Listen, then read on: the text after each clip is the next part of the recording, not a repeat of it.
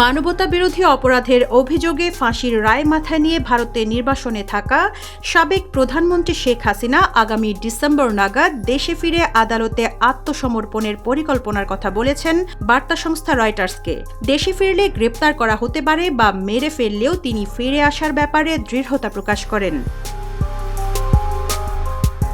Reuters লিখেছে, বৃহস্পতিবার রাতে টেলিফোনে দেওয়া প্রায় ঘণ্টাব্যাপী সাক্ষাৎকারে শেখ হাসিনা বলেছেন, শুধু তিনি একাই নন, নির্বাসিত জ্যেষ্ঠ আওয়ামী লীগ নেতারাও তার সঙ্গে দেশে ফিরে আত্মসমর্পণ করবেন।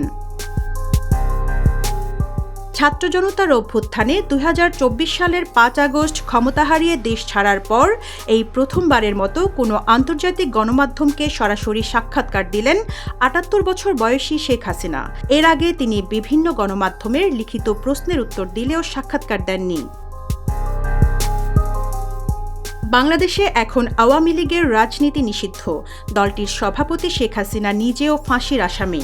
এক প্রশ্নের জবাবে রয়টার্সকে তিনি বলেন, দেশে ফিরলে তারা আমাকে গ্রেপ্তার করতে পারে, এমনকি মেরেও ফেলতে পারে, তবুও আমাকে যেতে হবে।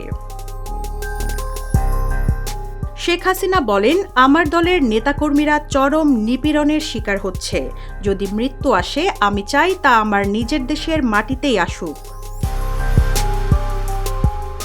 ২০২৪ সালের ছাত্র আন্দোলন দমাতে প্রাণঘাতী দমনপীড়নের নির্দেশ দেওয়ার অভিযোগে গত নভেম্বরে বাংলাদেশের আন্তর্জাতিক অপরাধ ট্রাইব্যুনাল শেখ হাসিনাকে তার অনুপস্থিতিতেই মৃত্যুদণ্ড দেন। তবে নির্বাসনে থাকা শেখ হাসিনা হত্যার নির্দেশ দেওয়ার অভিযোগ অস্বীকার করে আসছেন।